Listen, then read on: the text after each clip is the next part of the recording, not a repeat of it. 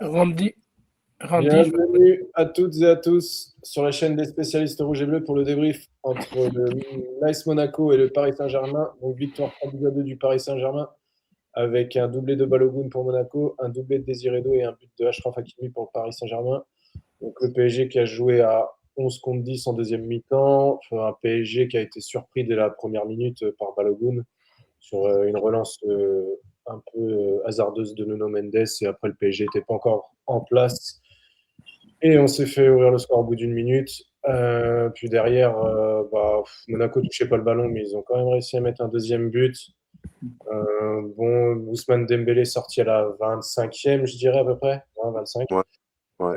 Entrée de Désiré Doué qui nous a un peu dynamité tout ça, qui a réussi à marquer un but. Il est à l'origine sur le deuxième but de Hakimi et c'est lui qui marquera le troisième but.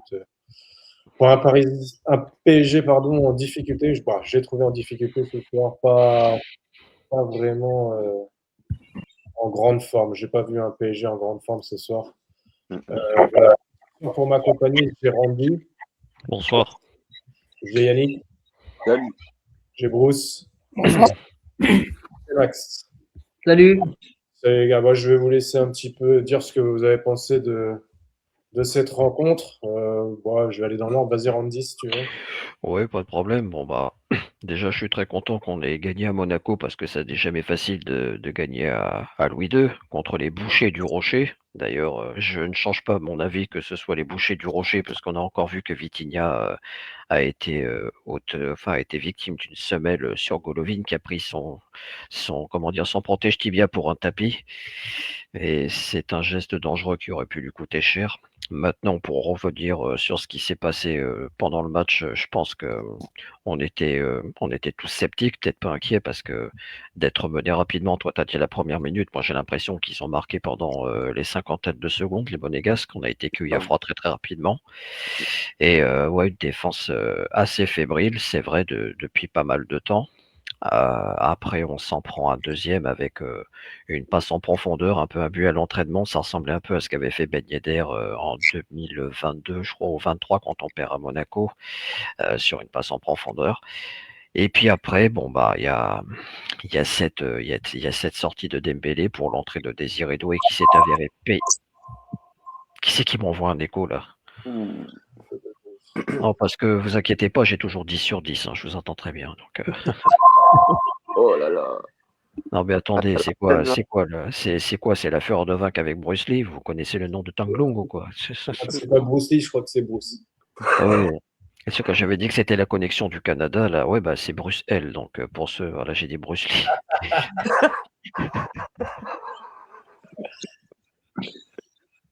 Il a forcé le booster quand même. Ouais. Ouais. Ouais, enfin, l'erreur est humaine, c'est pas grave, hein, c'est il est parti lui, ça y est. Commence pas tes bêtises, Yannick. Et après c'est plus Bruce Lee, là, c'est Yoshida plutôt. Pour, pour, bonsoir Elie qui nous a rejoint. Bonsoir les gars.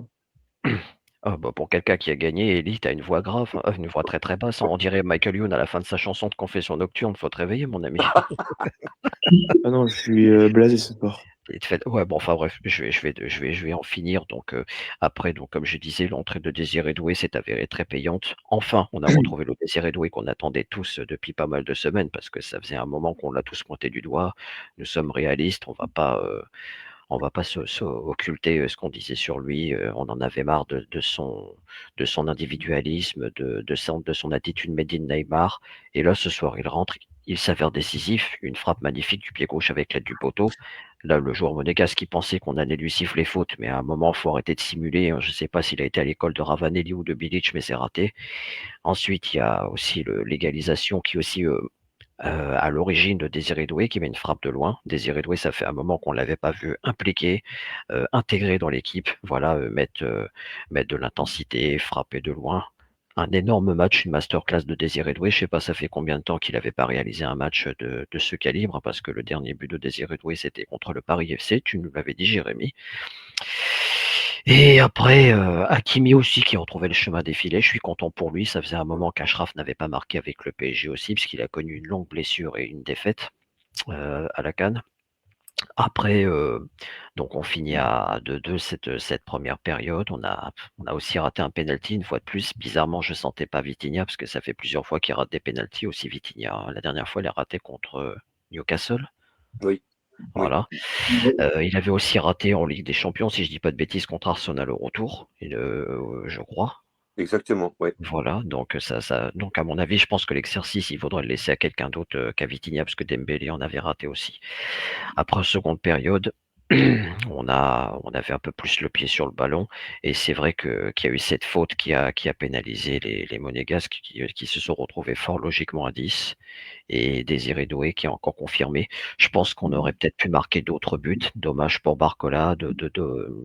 Voilà, on aurait peut-être pu plier le match. Je dis pas qu'on aura des regrets au retour, mais j'ai envie de dire que ce soir, dans cette rencontre du PSG, il y a eu des hauts et des bas. C'est mon avis, mais très content de cette victoire parce qu'on a été capable de faire une remontada. Enfin, on a été capable. Ça faisait longtemps qu'on n'avait pas vu une belle remontada du PSG, je voulais dire. On a rendu la remontada au Monégasque de 2020. Celle-là, je l'avais pas digérée. Ok, vas-y Yannick. À toi, Yann. Ouais, bah, je vais être un peu comme Randy. Moi, je suis un petit peu. Allez, je vais faire ma fine bouche, mais je suis un petit peu quand même déçu du match dans son ensemble. Je n'ai pas trouvé un PSG hyper conquérant, on va dire quoi. La seule bonne nouvelle, il y a 0-2 à l'arrivée, il y a 3-2, si on veut synthétiser un petit peu tout ça. Après, dans le contenu, je suis assez troublé, on va dire, notamment par la défense. Parce que à ce rythme, enfin, si on défend comme ça contre des gros calibres européens, je pense qu'on n'ira pas bien loin. Donc il y a quand même beaucoup de choses à revoir. Même si on a le pied sur le ballon, hein, je ne dis pas le contraire, effectivement, et comme on l'a dit un peu en aparté, je pense qu'on a rarement vu une équipe avec même pas 20% de possession de balle menée 2-0. Même si moi, de mon côté, je n'accorde pas forcément trop d'importance à la possession, mais quand même 20%, c'est famélique, j'ai envie de dire. Et mener 2-0 à 20% de possession, avec quand même une défense qui est un petit peu... Il y a beaucoup de errements défensifs, quoi. Alors, je peux comprendre, limite, qu'on prenne un but à froid, vu que l'équipe n'est pas en place, on ne va pas se mentir, et tu prends un but, bon, passe encore. Après, tu remets un peu le pied sur le ballon, tu reprends un peu la marche en avant et tu en prends un deuxième qui, à mon avis, est quand même assez évitable. Le contre, il est clinique, hein, je ne dis pas le contraire, mais il y a pas mal d'approximations, je trouve, derrière, en défense centrale. Donc ça, c'est un peu inquiétant. Même Marquinhos, il faut quand même parler également qu'un penalty aurait peut-être pu être sifflé pour Monaco. Sur une main de Marquinhos, là, il y a même pas eu de contrôle de la VAR, et croyez-moi que demain, certains vont reparler de ça parce qu'il y aurait pu y avoir un contrôle de la VAR, parce que moi, sur le ralenti, il me semble que la main de Marquis n'est pas forcément collée au corps. Maintenant, Si, elle est collée, mais il y a vraiment. alors après, le ralenti, on l'a vu vraiment vite fait, hein, on va dire. Il y a Elle n'est pas touchée par l'attaquant monégasque avant de tomber sur le bras de Marquis. Bah là, ouais, mais après, il faudrait vraiment revoir tout ça. Mais bon, après, j'ai envie de dire, j'aurais voulu au moins qu'il y ait un contrôle VAR, non pas que pour Monaco Marc, mais quand même pour revoir un peu la situation, parce que bon, faut être honnête jusqu'au bout, quoi. Donc, je suis pas là-dessus, je suis un peu bon, bref. Après ça passe, tant mieux, hein, je veux dire, hein. Après, par rapport au penalty, va quand même falloir se poser certaines questions, parce que bon, comme l'a dit Randy, ça fait quand même pas mal de fois qu'on rate des pénaux qui sont assez importants finalement. Je me rappelle que la saison dernière, on n'en ratait quasiment pas. La preuve est que si on reprend les matchs le match contre Liverpool, séance de tir au but, tout le monde marque. Il y a eu plusieurs occasions il y a eu plusieurs situations comme ça. Et là, cette saison-là, en fait, on rate beaucoup trop de pénalty. Et là, c'est pas normal. Dans les grands rendez-vous, tu n'as pas le droit. Après, moi, ouais, ce qui m'inquiète, c'est la défense, surtout.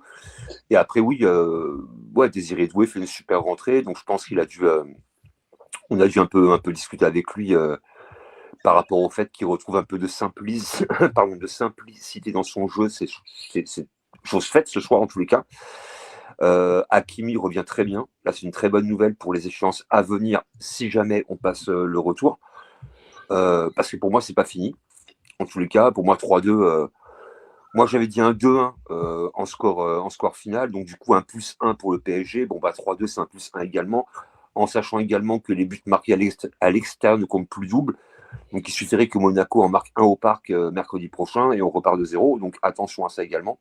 Et on a vu des situations un petit peu en notre avantage et malheureusement qui tournent un petit peu court au match retour. Donc, méfiance de ne pas réveiller un peu les vieux démons. Après, non, je suis un peu dubitatif par rapport au niveau de jeu. Je n'ai pas trouvé le PSG très bon. Voilà, clairement. Victoire il y a, tant mieux, mais je pense que Paris va devoir en tous les cas faire beaucoup mieux si jamais on veut aller assez loin, parce que bon, le tableau qui s'amoncelle s'annonce un peu compliqué.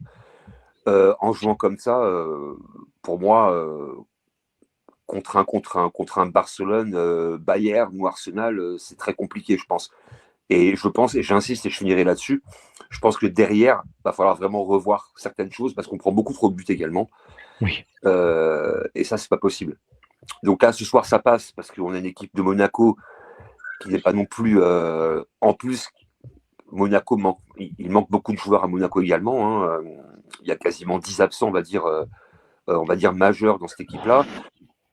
Donc aujourd'hui, je pense que c'est Arsenal ou Bayern en face. Je pense que on peut prendre une volée, mais correcte, quoi. Donc méfiance, je pense. Et j'attends toujours la montée en puissance un petit peu en Ligue des Champions, vu qu'on restait quand même sur 3 défaites consécutives, je crois, en Ligue des Champions, ou 3 matchs sans victoire. Sans victoire. C'est ça. Nul Newcastle, nul Bilbao et on perd au Sporting. Ouais, voilà, donc c'est quand même 9 points, on en prend 2, donc c'est quand même pas beaucoup. Donc méfiance, et on prend 2 points sur 9 contre des équipes de second calibre, hein, pour moi. Hein. Je ne place pas Newcastle en grande équipe européenne, ni Bilbao, ni le Sporting.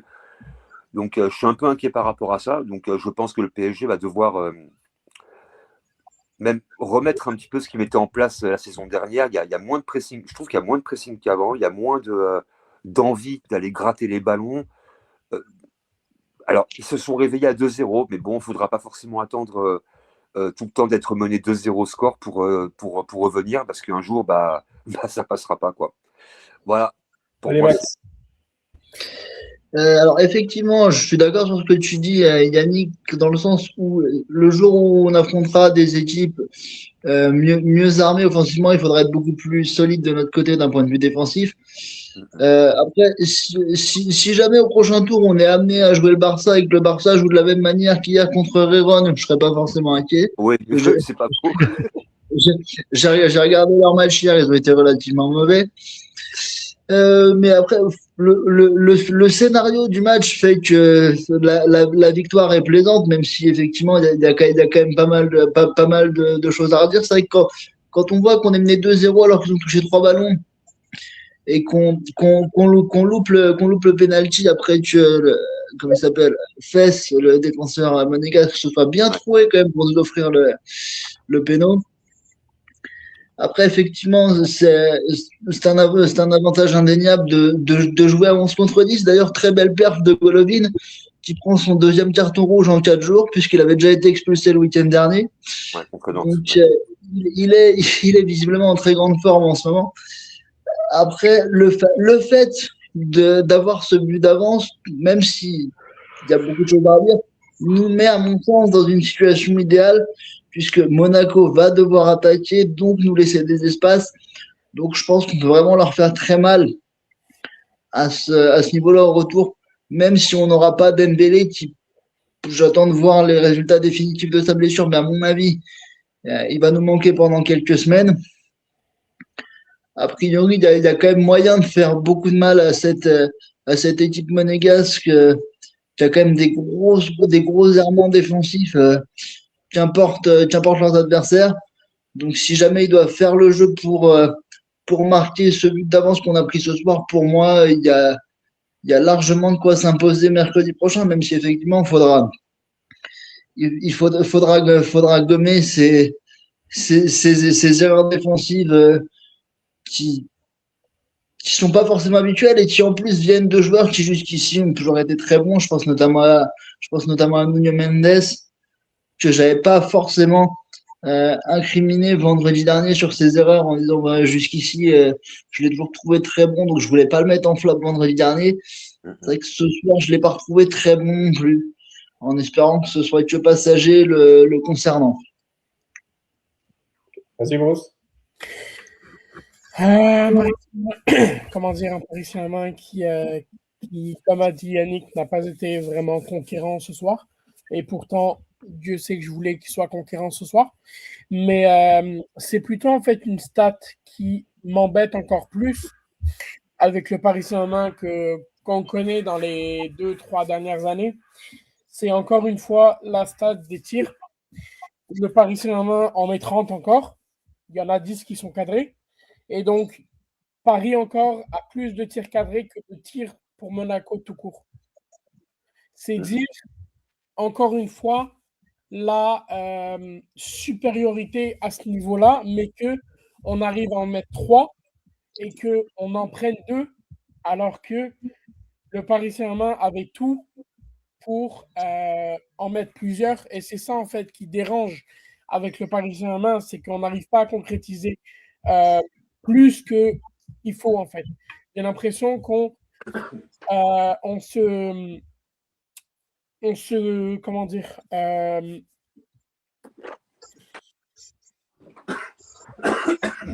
en met un, on en met deux, on en met trois, mais on arrive à être satisfait de ça. On se satisfait de ça et malheureusement, en fait, quand tu as l'occasion d'en mettre plus que trois ou quand tu as l'occasion d'en mettre vraiment plus que ça, j'ai l'impression qu'on faillit à la tâche, en fait. Et ça, j'aime pas, en fait, quand on est comme ça parce que là, oui, on revient de 0-2 comme on dit mes compatriotes avant. Mais encore là, c'est Hakimi et Désiré Doué qui nous sauvent malgré tout parce que le début de match, il n'est pas là du tout. Je vais en parler après, mais Nuno Mendes, je ne sais pas ce qu'il a en ce moment. Je ne sais pas si les dernières prestations, elles ne sont pas du tout abouties. Et en fait, on a tellement été habitués du bien de Nuno Mendes, malgré qu'il y a des performances en début de saison en Ligue des Champions la saison dernière qui ont été catastrophiques, contre Atletico et compagnie, et que là, il recommence à faire ça. Donc, en fait, il y a certains joueurs, c'est comme je disais tout à l'heure, vivement que Fabian revienne au milieu, parce que là, au milieu de terrain, Vitinha a été perdu en début de match. Et des joueurs comme ça, en fait, j'ai l'impression qu'ils sont essoufflés, en fait, que même en début de match, et c'est pas normal que le Paris Saint-Germain réagisse comme ça. Elie? Ouais, mais je vous ai tous entendu, hein. Y a pas grand-chose à rajouter. Je rejoins Bruce sur un truc. Et vous voyez, hein, je le dis depuis l'année dernière. Et bah, quand un être vous manque, tout était peuplé. Et puis on le voit bien, hein, Ruiz n'est pas là. Et au milieu de terrain, ça prend l'eau. Voilà, on voit clairement. Le seul match référence cette année pour moi, vraiment, c'est l'OM. Voilà, je trouve que contre l'OM, on a fait un match de fou. Et depuis, je sais pas, j'ai l'impression qu'on joue pas, j'ai l'impression que c'est comme ça. Voilà, moi je suis dégoûté parce que je le dis clairement et je le dis et je suis humble. Monaco est affreux, on en prend 2 par Monaco, par Balogun là. C'est dégueulasse. Je suis énervé par la défense parisienne. Mendes qui fait un match horrible ce soir, et c'est mon avis. Marquinhos qui est à chier ce soir aussi. Putain, ils mettent pas le corps, ils mettent pas le pied, ils mettent rien du tout, on dirait des poussins. Et Monaco, ils ont tout le temps. Voilà. Donc je suis très énervé ce soir par rapport à ça. Énervé aussi de voir Dembélé commencer alors qu'il est blessé. Voilà. Là où je rejoins Max. Peu importe qu'on va me dire oui, mais il veut jouer. Non, il est blessé. Voilà, maintenant, on va peut-être le perdre encore 3 semaines. Alors oui, Désiré Doué a fait une très belle entrée. Bravo à lui. Hakimi a été meilleur, a été mieux ce soir. J'ai pas vu un grand Hakimi, mais j'ai vu un Hakimi qui était bon. Et il revient tout doucement. Voilà. Puis derrière, Monaco finit à 10 avec cette énorme faute sur Vitinha. Hein. Et puis derrière, on joue à la baballe, on veut faire des passes, des 1-2, voilà. Donc, non, ce soir, on gagne 3-2, bravo. Mais on était décevant dans le jeu, je trouve. Tactiquement, on était décevant. Techniquement, on était mauvais. Ouais, je trouve que ouais, on gagne 3-2, mais puis comme disait tout à l'heure Yannick, il y a une main qui est oubliée dans la surface. D'accord. Main collée ou pas main collée, quand on voit le geste de Marquinhos, il enlève sa main, après il la met dans le dos. Pour moi, c'est penalty. Mais bon, voilà.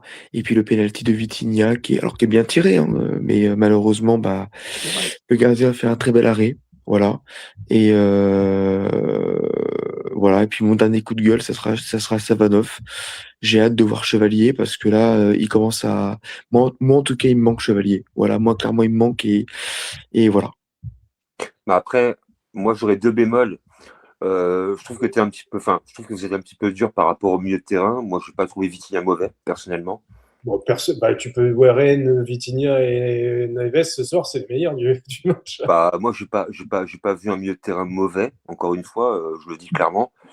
J'ai pas vu un Safonov non plus mauvais, dans le sens où en fait sur les 2 buts, bah, il peut rien faire vu que sur le premier but, bah, il n'y a pas de défense centrale, donc forcément, centre au second poteau, bah, tête et but quoi. Balogun, moi, je l'ai plutôt trouvé assez bon. Voilà, moi, c'est un joueur que j'aime bien, on va dire quoi. Pour moi, c'est un bon finisseur, donc il n'y a rien à dire par rapport à ça. Non, après, tu peux être en colère, Eli, par rapport au fait qu'effectivement, il y a peut-être moins d'implication, mais après, alors j'ai envie de dire un truc. Quand Monaco a été réduit à 10, il faut quand même aussi le souligner, Monaco a joué en bloc extrêmement bas. Il y avait 2-2 et l'entraîneur voulait vraiment garder ce 2-2 et a fait en sorte de mettre un bloc très très bas. Moi, j'ai vu des lignes de 6-7 défenseurs lorsqu'on avait le ballon. Donc là, c'est compliqué, on va dire, de trouver une solution. Donc, on peut dire qu'on pousse le ballon, mais bon, en même temps, quand tu as un mur devant toi, bah, c'est compliqué de trouver des transitions, de jouer en passe, qui peuvent amener du danger, quoi. Je veux dire, t'étais quasiment à 7 contre 4. Je veux dire, donc après, c'est compliqué. Et après, non, moi, je pense que j'ai vu un PSG, comme je l'ai dit, pas très bon, hein, et je l'ai dit tout à l'heure, on n'est pas très bon non plus. Depuis, ça fait un petit bout de temps que ça dure aussi. Il y a eu une éclaircie, effectivement, comme tu l'as dit, contre Marseille, où Paris fait un super match. Mais après, de là à dire un seul être vous manque, tout est dépeuplé. Donc, tu parles de Ruiz quand tu dis ça. Donc, je peux comprendre que Ruiz a une vraie plus-value. Là-dessus, il n'y a aucun problème. Mais je ne pense pas qu'aujourd'hui, on ait vu un milieu de terrain déficient. Je n'ai pas cette impression-là. Il y a eu beaucoup d'ouverture vers l'avant. Pour moi, le problème, en tous les cas, c'est plutôt derrière, finalement, quoi. Ou bon, en défense centrale, c'est pas la sécurité sociale, hein, comme l'année dernière. Mendes, il a un niveau de jeu qui est un petit peu en deçà de ce qu'on peut attendre de lui. Par contre, moi, je trouvais Hakimi très bon ce soir. Sur son côté, franchement, il fait quand même il fait des bonnes transitions, il y a des bons appels, il y a des bonnes percées, il y a des bonnes envies. En plus, il marque. Donc moi, Hakimi, je trouve que là, on peut pas dire qu'il revient tout doucement. Je pense qu'il a été plutôt très intéressant ce soir. Pour moi, le point, on va dire le pain point, pour moi, en tous les cas, c'est vraiment derrière, en tous les cas, où là, il faudra vraiment qu'on revienne également à des fondamentaux en étant beaucoup plus agressif qu'on l'est actuellement. Même Pacho est moins agressif, même s'il n'est pas mauvais. Marquinhos, on l'a pas vu. Là, pour le coup, on l'a pas vu. Voilà. À part dans la surface, où pour moi, en tous les cas, il y a le mérite d'une vérification de sa main. Il n'y a pas eu ça. Je trouve ça pas normal, clairement. Je veux dire, bon, la VAR, elle a été mise pour Vitinha quand il y a un jaune. On a mis la VAR de façon totalement justifiée, vu qu'effectivement, ça méritait complètement un rouge. Mais après, je pense que sur Marquinhos, pour moi, en tous les cas, c'est une action qui aurait été méritée d'être revue. Et on l'a pas vraiment vu, quoi. Donc c'est un peu gênant parce que croyez-moi que demain dans les médias, il y en a certains qui vont encore nous tacler par rapport à ça, quoi. Comme quoi, en fait, il y a même Marquinhos. Yannick, moi je vais répondre à ce que tu dis par rapport à ce que tu viens de dire par rapport à Monaco PSG. Oui, on va parler de l'arbitrage. On n'a pas vérifié la VAR. Mais je leur dirais, est-ce qu'on a vérifié la VAR pour Camara quand il attaque les Chevaliers? Oui. Alors là, je mets un joker. Je ne sais pas. Là, je le dis clairement, je ne sais pas. Donc, je ne vais pas dire oui. Il a été vérifié, Jérémy, t'en es sûr? Je ne sais pas. Sûr et certain. Et il n'y a pas de rouge. Remarque, Clément Turpin, non, il ne connaît pas le rouge. Lui. C'était Clément Turpin. Attention, moi, je ne te parle pas de Singo Donnarumma. Je te parle de Chevalier avec Camara. J'ai commenté ce match poubelle l'année dernière. Donc, ça a été vérifié et les mecs ont dit que non, c'était pas.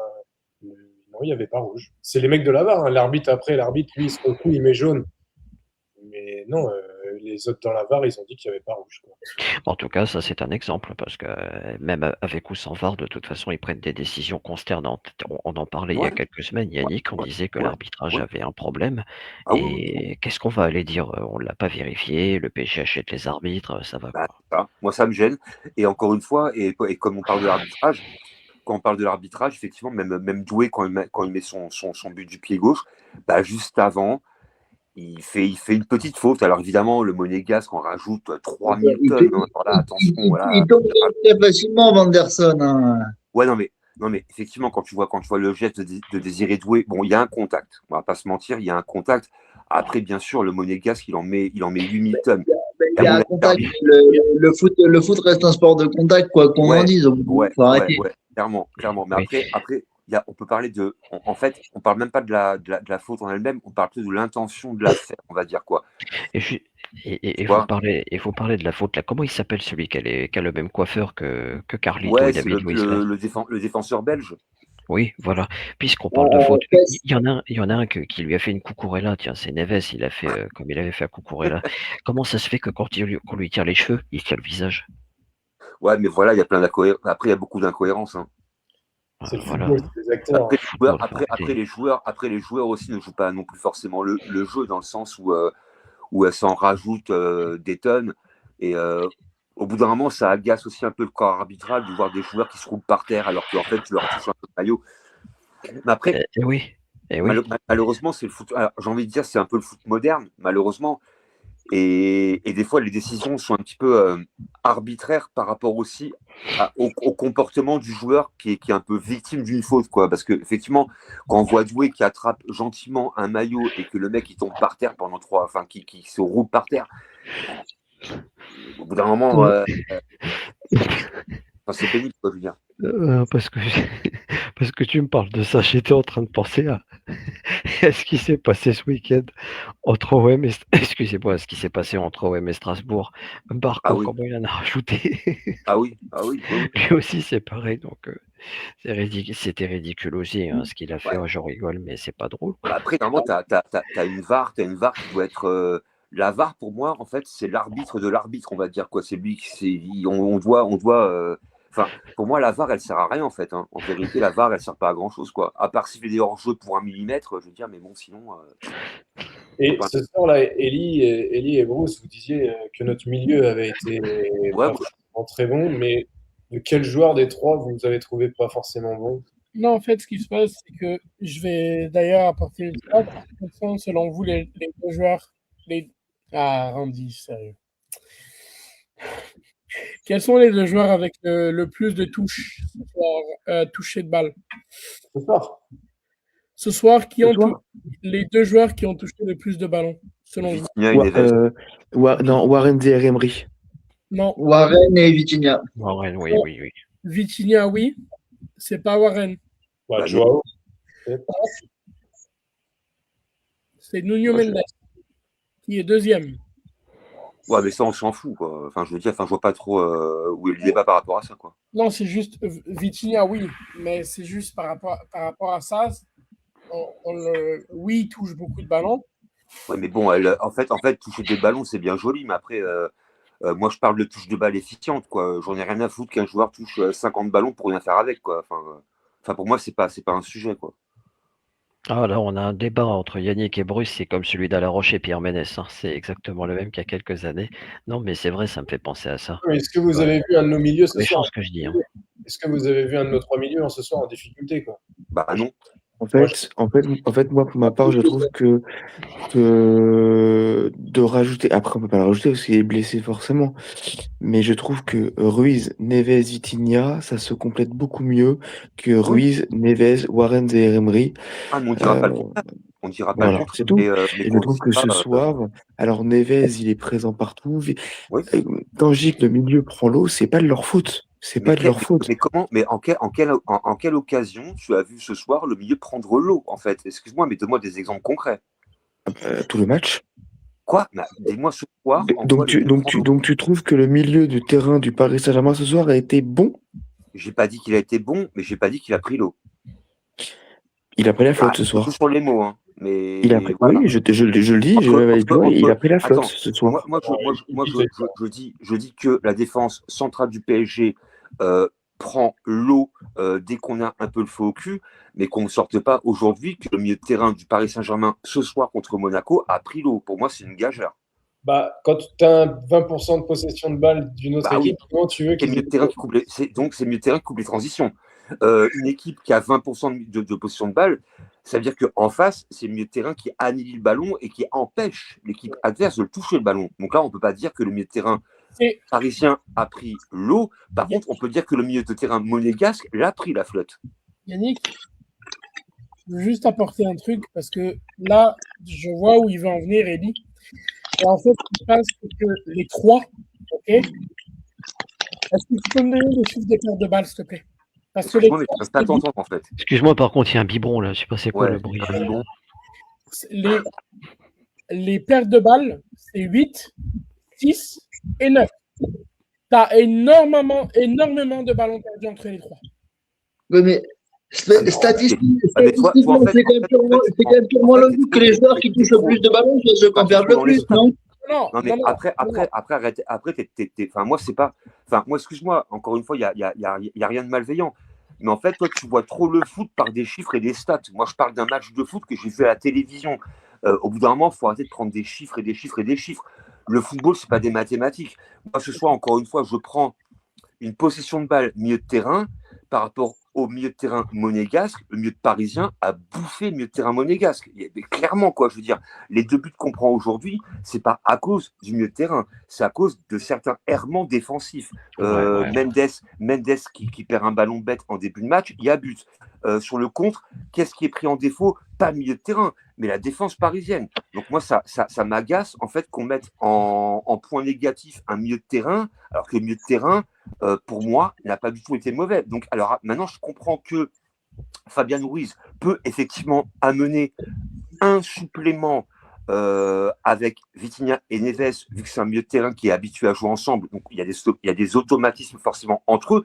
Donc, je peux comprendre que sans Ruiz, on est moins efficace. Mais de là à dire que le milieu de terrain parisien a bégayé ce soir, je parle, hein, je trouve ça, pour moi, c'est pas, c'est soit on regarde pas le même match ou soit en fait, je prends ma calculette dès que je mate un match et je prends des chiffres comme un mathématicien, mais c'est pas ça le foot, quoi. Enfin, je sais pas. Moi, ça me paraît un peu bizarre, quoi. Yannick, moi, j'ai pas dit qu'ils ont été horribles, mais non, mais on peut pas se satisfaire de ça malgré tout. Et j'ai pas dit le contraire. Quand on voit ce que le milieu de terrain est capable de donner, je suis désolé. C'est un match de barrage de Ligue des Champions. Non, mais attends, t'as une équipe en face. En fait, t'as une équipe en face qui joue pour ne pas perdre, vu que, comme je répète, quand tu as 20% de possession de balle au bout d'une demi-heure, en fait, tu joues pour ne pas perdre. Donc, c'est un peu normal que tu perds des ballons, vu qu'en fait, tu as toujours 5-6 joueurs qui veulent t'aimanter, dès que tu prends le ballon. Mais, je sais pas, les gars, au bout d'un moment, rematez match à froid, et vous allez voir que Monaco, ce soir, est rentré sur le terrain avant tout pour ne pas perdre le match. Ils mènent 2-0 par miracle, et après, derrière, entre le premier et le deuxième but, ils ne touchent pas un seul ballon. Après le deuxième but, ils ne touchent plus le ballon non plus. En deuxième mi-temps, à 10 contre 11, ils ne touchent plus le ballon, vu qu'ils sont à 10 derrière. Donc, au bout d'un moment, quand tu mets un mur en face de toi, c'est un peu normal que tu perdes des ballons. Pour moi, c'est une logique mathématique, quoi. Joue contre une équipe qui joue d'une façon plus ouverte, tu peux jouer au foot. Moi, là, j'ai vu un Monaco jouer comme Reims.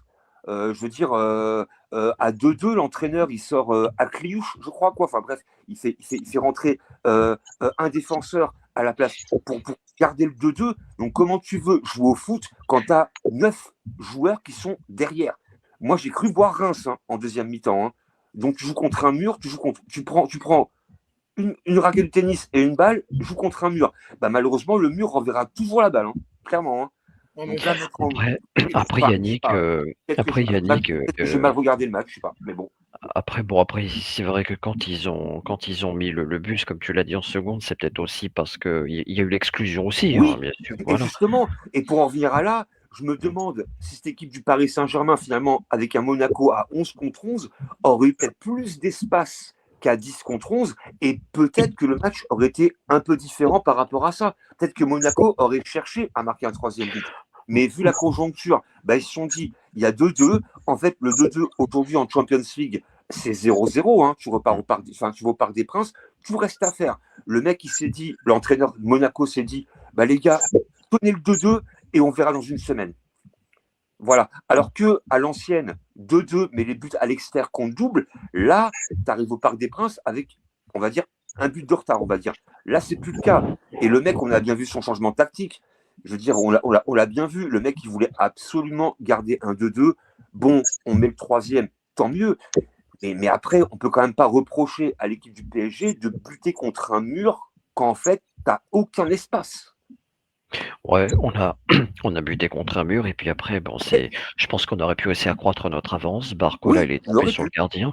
Moi, personnellement, j'ai rien contre Barcola ce soir. Je ne le critique pas parce que franchement, il a fait énormément d'efforts. J'ai beaucoup aimé sa prestation ce soir. Clairement. D'ailleurs, si tu regardes que les débordements, les dangers que le PSG a créés, c'était aussi sur son côté, sur les ailes. Même tu prends Kang In Lee, mais quand même 2-3 frappes lumineuses. Voilà. Donc, quand on me dit qu'on a voulu tenir un score et qu'on n'a pas forcé la décision pour en marquer un autre, là, je suis pas d'accord du tout. Kang In Lee, il a décoché quand même 2-3 frappes hyper intéressantes. Et le gardien de but, alors il y a eu une frappe un petit peu à côté et une frappe que le gardien sort magnifique. Ramos, il a quand même une belle occasion de la tête et le gardien, il sort. Donc Ramos, malheureusement, voilà. Barcola, il fait ce qu'il peut. Alors, je veux bien croire que le PSG n'a pas été parfait, mais faut aussi être un petit peu, réaliste. Quand j'entends on a 30 frappes et 10 cadrés et on met que 3 buts et on en prend 2, mais regardez le match et regardez les conditions de frappe et les conditions de jeu. Le gardien sort un grand match. Bon, après, contre Paris, c'est habituel. Hein. Les gardiens, contre nous, ils sont en chaleur, apparemment. C'est comme ça. Mais le PSG a fait les efforts pour marquer ce 4e but. Et malheureusement, on tombe sur un pied, une tête. On a vu beaucoup de frappes contrées. Même Kvaratskhelia, il a mis quelques frappes contrées. Barcola, pareil. Hakimi pareil, Ramos qui met sa tête, malheureusement le gardien anticipe et il sort. Donc non, je pense que là-dessus par contre, je veux bien croire qu'il y a de l'imparfait par rapport à ce qu'on a vu, mais il faut pas non plus tirer sur l'ambulance, quoi. Je veux dire, au bout d'un moment, faut être cohérent, quoi. Je veux dire, faut être cohérent de A à Z pour moi. Ok les gars. Bon, de toute façon, tout reste à faire. Enfin, on a quand même un but d'avance, mais tout reste à faire, hein. Tu peux le dire, tout reste à faire. Selon moi, tout reste à faire. Oui, après, il n'y a qu'un but d'écart. Je pense Monaco, de toute façon, ils n'auront plus rien à perdre en venant au parc. Donc, mercredi, ça risque d'être un gros match. Donc, peut-être il n'y a qu'un but d'écart. Hein. Un but d'écart, malheureusement, c'est vite vu. Donc, pour moi, il y a. Tout à l'heure, le Monaco va quand même être obligé d'attaquer parce qu'ils vont vouloir forcément marquer. Donc, on aura peut-être plus d'espace qu'aujourd'hui. Comme tu disais, on va peut-être pas affronter un mur comme on a affronté aujourd'hui. Mais après Monaco ne sera pas forcé d'attaquer dès la première minute. Hein. Je veux dire, à 1-0. Tu vois, à 90e, c'est un match parfait. Non, mais tu vois. Donc, en fait, tu peux très bien. Tu vois, à la rigueur, on gagne 4-2 le match. Là, par contre, pour le coup, tu n'as rien à perdre. Il faut en mettre 2. Donc là, il faut y aller. Mais 1-0, j'ai envie de te dire, si à la mi-temps, il y a 0-0, pour Monaco, c'est plutôt pas mal. Donc, après, il y aura une gestion à faire. Après, l'idée, évidemment, c'est de marquer en premier. Et là, effectivement, je pense que si le PSG ouvre la marque au Parc des Princes, là, Monaco ne pourra plus se cacher dans les 5,50. Et là, ils vont devoir attaquer. Et là, le PSG va pouvoir avoir les espaces. Le match sera différent. Mais là, ce soir, on est tombé sur une équipe à 2-2 qui aurait voulu rester à 2-2. Et je pense que la sortie de Golovin a précipité un petit peu cette tactique hyper défensive de la part de l'entraîneur de Monaco. Et moi, comme je répète, moi j'ai vu Reims en fait voilà, quoi, en train de jouer à 11 derrière ou à 9, et même pour dire, quand Balogun avait le ballon, il était seul au monde, quoi. Seul au monde. Le pauvre Balogun était seul. Il n'y avait personne avec lui, quoi. Encore une fois, rematez les images. Hein. Moi, j'invente rien du tout, hein. Personnellement. Hein. Rematez le match à froid, vous verrez bien.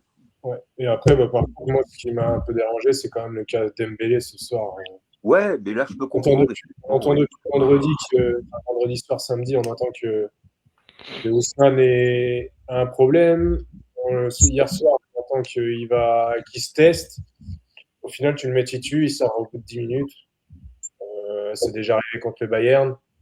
Pourquoi tu refais la même erreur? Je sais pas, quand même, Enrique, son staff, j'ai pas compris leur décision ce soir, en tout cas. Je sais pas ce que... Moi j'ai l'impression qu'en fait, des fois, c'est aussi un peu la volonté du joueur.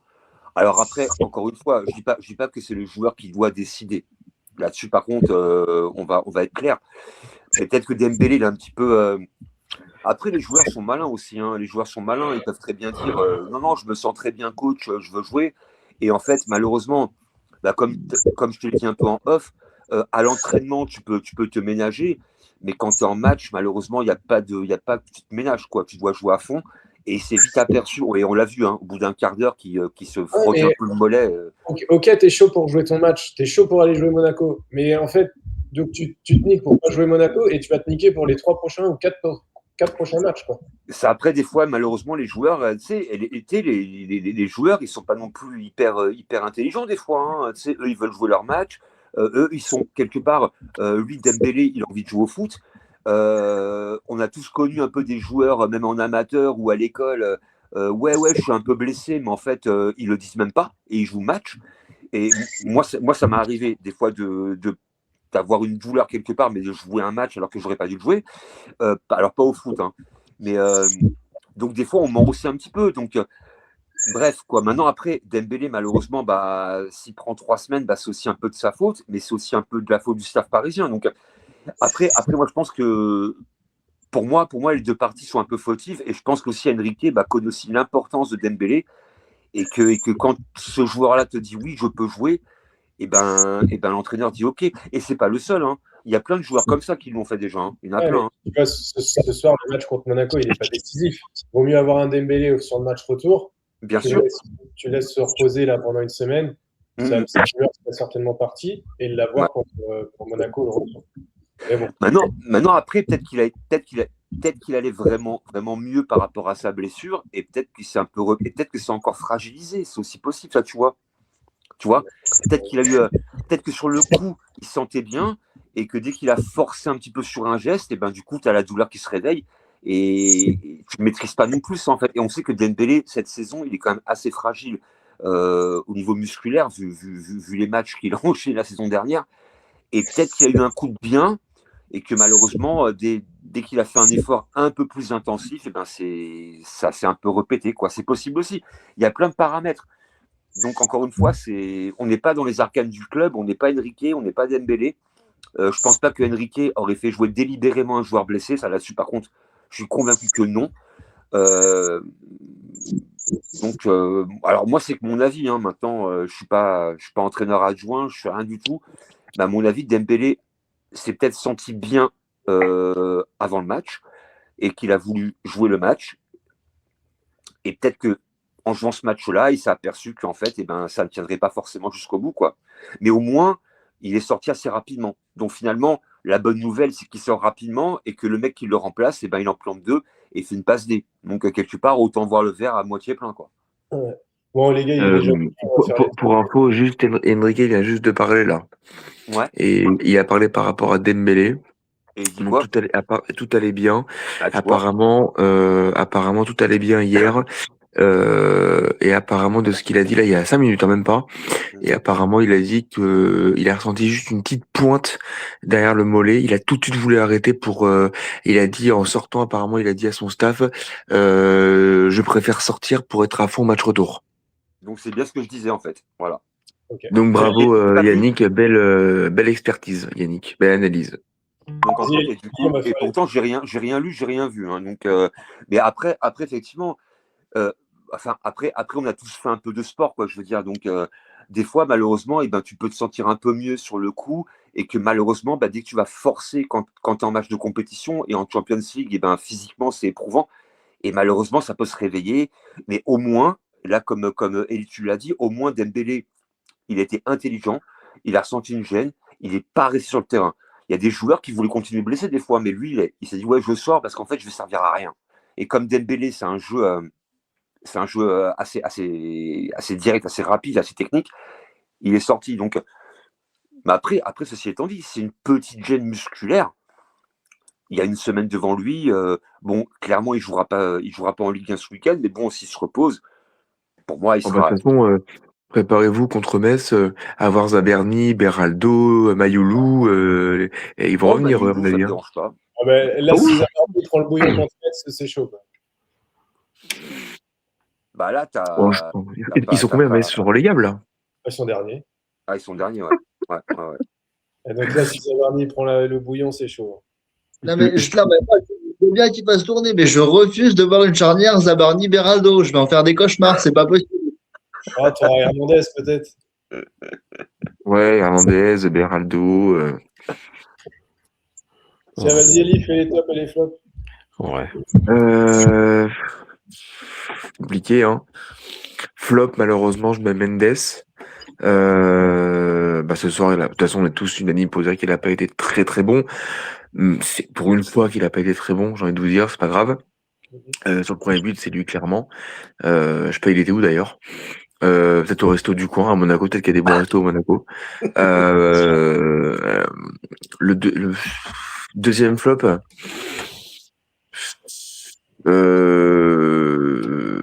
Bonne question. Je vais être très dur, hein, très très très très dur. Yannick, calme-toi, t'excite pas. C'est sûr que tu vas me sauter dessus. Non, en deuxième flop, je mets Savanov parce que le deuxième but qu'on prend, je suis désolé, mais pour moi, il doit l'avoir. Voilà, même si il est loin. Tu peux plonger un tout petit peu plus vite au sol. Exactement. Mais je vais revenir à nos fondamentaux, mais je pense qu'un Donnarumma peut l'avoir. Mais bon, ça c'est encore une autre histoire.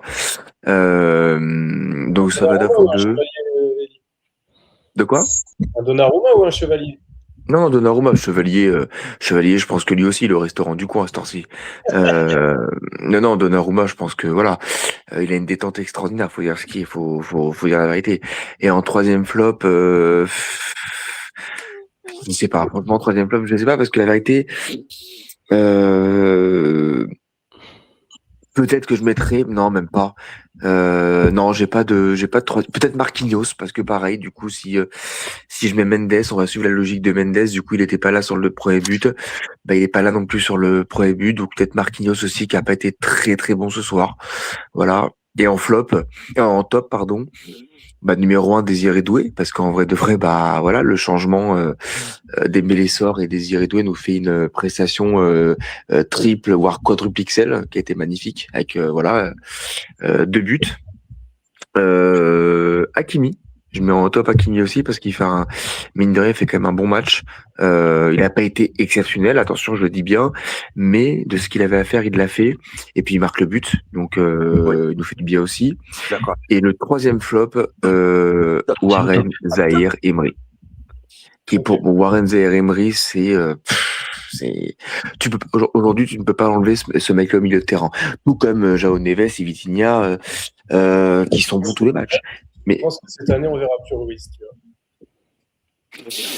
Si, parce qu'il fera tourner.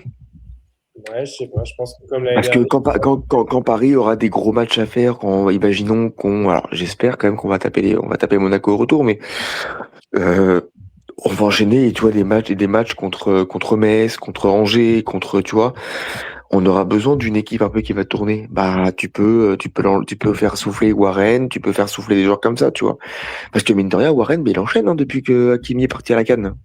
Ouais, puis après, je crois qu'il y a plus de 20 matchs de suite où il est titulaire, un truc comme ça. Hein. Ah ouais, donc déjà. Zahir Emery, il a un avantage, il est assez polyvalent aussi. Hein. Il est polyvalent et après, on a déjà parlé de ça aussi ensemble ici. Il est jeune, il a 19 ans et c'est aujourd'hui qu'il faut qu'il accélère et pas quand il aura 30 ans. Mais je pense qu'à mon avis, Enrique le fera bien souffler samedi. Ouais. Max. Ouais, non, moi, j'ai pas de doute par rapport à ça. Ouais. Alors moi, dans mes tops, je vais pas être très original. Hein. Je vais mettre Hakimi et Doué. En troisième top, je vais mettre les supporters du PSG qui, comme d'habitude, à l'extérieur en Ligue des Champions, ont fait le taf. Même si Monaco, c'est pas le stade où c'est le plus compliqué de se faire entendre, bah, ce soir, on a entendu que, donc ça fait toujours plaisir. Ouais. Et pour ce qui est des flops, je vais avoir du mal à me différencier des hits parce que j'étais parti un petit peu sur la même idée, à savoir Marquis et Nuno, que j'ai pourtant beaucoup encensé ces derniers temps, mais faut être capable de le dire aussi quand il est moins bon. Donc voilà, je vais faire du simple et efficace pour mes top et flops du soir. Ok. Bruce. Pour mes tops et mes flops, donc je vais y aller avec Nuno Mendes, comme j'ai dit au début. En Bruce, on t'entend pas. Lève le son, Bruce. Je sais que t'es au Canada, mais quand même. Non, mais C'est pas moi qui l'ai dit cette fois. Entends Ouais, on t'entend, mais de loin, quoi. Ah, de loin. T'as pris mon D'accord. On t'entend à 6000 km, quoi. Ah, c'est vrai. T'es connecté sur les cordes de l'élan, c'est pas possible. Non, je dirais Nuno Mendes en flop. Ouais. Ça fait plusieurs matchs, ça fait plusieurs prestations qu'il n'est pas dedans, mais malheureusement, c'est encore à déplorer. Et sinon, dans les tops, je dirais la rentrée de Redway. Et c'est pas mal ça pour moi. Le petit flop aussi, c'est la gestion de la blessure à Dembélé. Donc, pour moi, c'est ça. La blessure à Dembélé. Ouais, c'est ça. C'est ce que tu as voulu dire. Attends, je vais juste me permettre, excuse-moi Bruce, hein, mais tu me dis que Mendes, ça fait quelques matchs qu'il est pas bon, mais il fait des masterclass tous les matchs. Déjà, je lui ai fait les reproches à Rennes, et là, ouais, ce soir. Je parle des derniers matchs, donc. Parce que il y a des matchs. Marseille, il a été extraordinaire. J'ai pas dit ça. Justement. J'ai pas parlé de Marseille. Mais là, Rennes, en gros, il commence dans ses travers. Parce qu'il y a des matchs de Ligue des Champions. Là, je suis désolé, Jérôme. Et il y a des matchs de Ligue des Champions qui a très mal négocié cette année. Et il recommence encore cette année sur certains matchs. Ouais, je trouve pas que c'est Nuno Mendes qui était. Bah, ce soir, il a été mauvais, hein, je suis d'accord. Hein, mais... Ouais, ce soir, ouais. Mais, parce que là, l'an dernier, la grossière erreur d'Atlético, on perd le match, c'est lui qui revient pas en défense. Il y a certains matchs avec les champions où justement, on ne prend pas de points ou on perd. Quoi De quoi Attends. Non, Yannick, calme-toi. Attends, tu parles l'année dernière, Mendes, c'est quoi qui marche pas là? C'est la connexion, c'est le débat. Et là, non, mais non. Attends, tu parles l'année dernière, Mendes, il était extraordinaire. Yannick.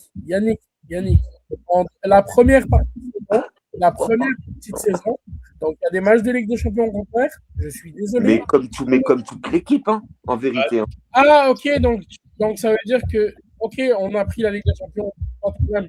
Mais tu vas me dire que. Non, mais t'as rien compris. Donc, l'année dernière, le PSG est pas bon jusqu'en décembre, avant City PSG au Parc des Princes, on gagne 4-2.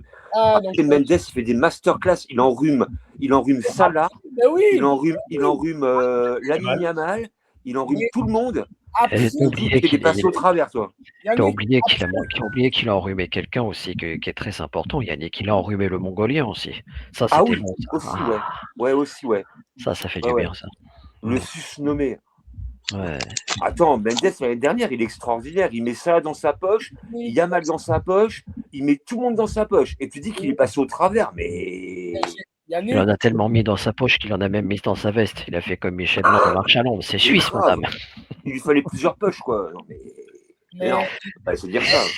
Non, Bruce, en fait, le seul match, on va dire le seul premier quart d'heure où Mendes s'est fait manger, c'est à Liverpool. Mais au bout d'un quart d'heure, même ça, à la fin du match, je suis parti le voir, il lui a dit top joueur. Ouais, il a rigolé même ça là. Ah non, enfin, excuse-moi, hein, avec tout le respect que j'ai pour toi, Bruce, hein, mais tu regardes les matchs de Mendes du Canada ou en France? Parce que là, Mendes, il est juste. Mais Mendes, c'est. La preuve, il a été élu meilleur joueur, meilleur jeune, je sais pas quoi, Ballon d'Or, je sais pas quoi. Meilleur arrière-gauche d'Europe. Merci. Il y a personne qui est au-dessus de lui. Mais bon, apparemment, il passe au travers. Bon, ok. Je veux Mais bien. Yannick, je t'ai dit, il passe au travers sur certains matchs, excuse-moi. Mais quel match? Dis-moi, donne-moi des matchs. Moi, je te parle de toute Contre Rennes, l'année. il a dit contre Rennes, Yannick. L'année dernière, on s'en bat les couilles. L'année dernière, en fait, il fait des masterclass. C'est en partie grâce à lui qu'on prend la Champions League. Dis-moi cette année, depuis le début de saison, le nombre de matchs où il passe au travers, s'il te plaît. Le nombre de matchs. Bah, Rennes, du coup. Deux matchs. Rennes et, allez, peut-être. Et Monaco ce soir, apparemment. Mais 2 matchs en 20 matchs de championnat et en 10 matchs en Ligue des Champions. Donc, évidemment, il faut être. Non, mais il faut être concret. Enfin, Maxime, t'en penses quoi, Maxime, toi? Enfin, je sais pas. Là, Moi, ce que j'en pense, je l'ai dit, Nuno Mendes a pas été bon à Rennes vendredi, il a pas été bon ce soir. Ouais. Mais je redis ce que j'ai dit tout à l'heure. J'ai signalé vendredi qu'il n'avait pas été bon, mais j'ai pas voulu le mettre en flop tellement il a été extraordinaire jusqu'ici. Ouais, parce que limite, t'es gêné de mettre. En fait, on est gêné de mettre en flop avec tout ce qu'il a apporté en fait au Paris Saint-Germain depuis quasiment 2 ans. Il rate 2 matchs. Eh putain, je voudrais pas être tout employé, Bruce, hein, parce que si je travaille bien tout le temps et que je suis un peu déficient 2 fois dans l'année et que tu me tires dessus, t'es dur. T'es archi dur là. Ah non, c'est dur. Ah, moi, je suis pas d'accord. Mais bon, après, c'est Tes flops, Yannick? Ouais, bah les tops, je ferais comme tout le monde. Hein. Moi, je mettrais Hakimi et Doué. Moi, je mettrais également Vitinha, pour moi, qui a fait un bon match. Pour moi, c'est une plaque tournante, hein, on peut dire ce qu'on veut. Après, en flop, effectivement, en flop pour le coup, pour ce soir en tous les cas, je mettrais Mendes, qui effectivement, ce soir en tous les cas, et je dis bien ce soir, n'a pas forcément été aussi bon qu'il l'est habituellement. Un peu comme la défense centrale. Donc moi, je mettrais un peu le côté gauche et la défense centrale un peu en flop. Voilà, pour moi, c'était un peu le pain point ce soir. Mais Mendes, ses mauvais matchs, c'est aujourd'hui à compter sur ma main, quoi. Je veux dire, et encore ma main, 2 doigts, quoi. Hein. Mais par contre, dire qu'il est passé au travers plusieurs fois en Champions League, même l'année dernière, là, je trouve ça assez extraordinaire de dire ça quand même, quoi. Hein, personnellement. Hein. Bah, l'Atlético et Aston Villa. Désolé, mais le match retour contre Aston Villa, il passe au travers. Mais putain, mais attends, mais en fait, toi, tu vois pas en fait. Toi, c'est pas un ensemble. Il a pas marqué un ensemble, toi, en fait. Il a marqué les retours contre Aston Villa. Il n'a pas marqué au retour, Mendes. Il a marqué au retour. Bien sûr qu'il a marqué d'une frappe à 20 mètres, pied gauche. Non, si, c'est possible. Il a marqué, on mène 2-0 là-bas d'ailleurs, quand il marque. Avec Hakimi. Il deuxième but. Oui, exactement. Et Mendes, il a pas enroulé pied gauche. Après, si vous voulez parler spécifiquement du match à Aston Villa, je peux vous en parler. J'ai de la chance. J'étais au stade ce soir. Alors, effectivement, sur la fin du match, l'ensemble de la défense se fait dessus et on recule. Mais c'est pas spécifiquement Nuno qui est mauvais à ce moment-là. C'est le bloc équipe qui est trop bas. Et il y a le retour des vieux démons et on a peur de prendre un but à la gauche qui nous élimine. Mais c'est pas spécifiquement Nuno qui a incriminé ce soir-là. Ah non, pas du tout même. Hein. En plus, il marque là-bas. Randy, t'es top et flop? Oui, top et flop. Déjà, Maxime, je vais répondre à ce que tu disais tout à l'heure. Tu disais qu'à Monaco, je sais pas, on entend que le public, mais à Monaco, la seule chose qu'ils savent faire, c'est la minute de silence. C'est le seul stade où ils sont respectés pour ça. 90 minutes de silence. C'est vrai que une minute de silence quand dure 90, c'est particulier. C'est 1h30 de silence. T'as l'impression qu'à Monaco, il y a encore le confinement, donc pour pas être méchant. Voilà Alors bon, dans les tops, je suis d'accord pour les tops. Pour les tops que vous avez dit, donc Désiré Doué façon masterclass ce soir. Il y a longtemps qu'on lui est tombé dessus, donc ça y est, il s'est réveillé. Superbe match, on a tout dit. Achraf Hakimi, je suis content pour lui. Il a retrouvé le chemin des buts. Il a eu quelques difficultés à remonter, mais ce soir, il fait un très bon match. Et puis, chacun se fera sa propre opinion. J'aurais mis Warren, mais Barcola aussi n'a pas été mauvais ce soir. Hein. Il y a eu quand même quelques accélérations sur son côté. Je trouve Barcola toujours plein de bonne volonté. Et ce qui manque à Barcola, peut-être que c'est c'est la. Est-ce que c'est la finition? Parce que le gardien, il a quand même fait un bel arrêt. Mais sinon, Barcola, c'était bon. Ensuite, dans les flops, bon, j'avais été dur avec lui la semaine dernière. C'est vrai que la défaite à Rennes, c'est énervant. Surtout que quand une équipe sort de nulle part, mais j'avais eu des doutes, donc ça s'est montré. Mendes, oui, ce soir, flop, je suis d'accord avec vous. Marquinhos, j'ai pas trouvé terrible non plus. Et puis bon, s'il y a quelqu'un là, je vais mettre quelque chose de collectif pour les flops. C'est Monaco. Faudrait qu'ils arrêtent, faudrait qu'ils songent à jouer au foot au lieu de faire du karaté parce que à force de toujours faire faute sur faute, ils vont finir comme Marcello à la fin du jeu Tekken 4 pour ceux qui connaissent le jeu vidéo. Ça va plus se finir en restaurant, mais dans une salle de karaté. Parce que je commence à en avoir marre des fautes complètement débiles des Monégasques. Ok. Moi, mes tops, bon, ça va être comme vous, hein, ça va être Désiré, Warren et Joao. Et pour mes flops, Nuno, Marquis et ouais, c'est tout. C'est déjà pas mal. Et puis tu sais, on aurait même pu rajouter le caractère du PSG parce que être mené 2-0 et revenir à 2-2, ce qui n'était pas du tout lié à l'exclusion, puisqu'on a montré à notre visage, on sait que elle est aussi due à un joueur en particulier qui a complètement relancé le match. Mais il y a eu du caractère dans cette équipe parisienne. Juste quelques bémols, après on termine, c'est que c'est dommage qu'il faut attendre de se réveiller pour être mené, comme on l'a fait contre le Paris FC, contre plusieurs équipes. On est revenu, mais il ne faut pas que ce type de scénario se répète. Et je vous dis franchement, là, on va affronter Metz, là, c'est samedi à 21h05. Donc Metz, ça fait depuis 1996 qu'ils n'ont pas gagné au Parc, ça fait 30 ans. Donc je ne vois pas Beraldo et Zabardi se prendre des petits ponts. Sait-on jamais avec eux, surtout avec Zabardi. Pardon? Je disais, sois pas trop sûr de toi sur le niveau de technique que peut nous apporter Zabardi.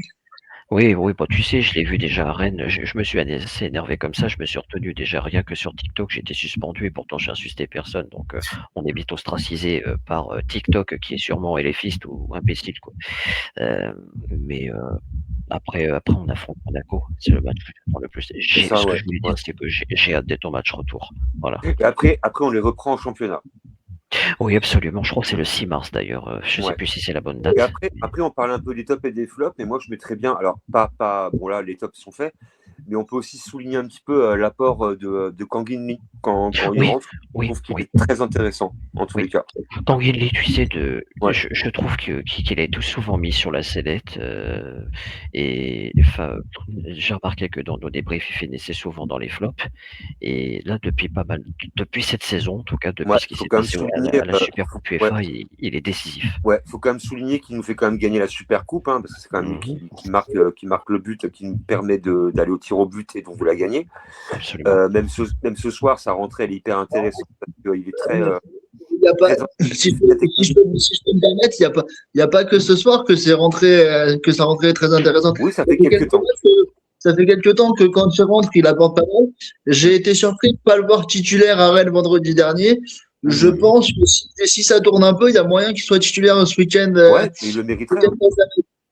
Mais il le mériterait parce que quand il rentre toujours pour. En plus, il a de plus en plus de temps de jeu. Hein. Quand il rentre, c'est quasiment une demi-heure. Et c'est entre 20 et 30 minutes.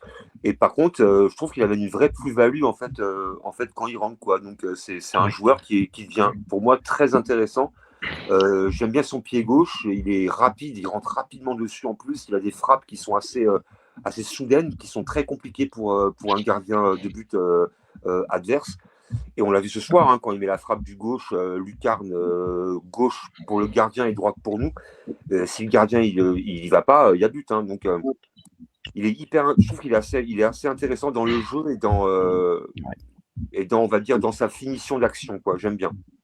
Alors par contre, puisqu'on parle rapidement du calendrier, il y a quand même un point qui pour moi est important à évoquer, c'est que ce week-end nous on joue Metz, donc on va pouvoir se permettre de faire tourner.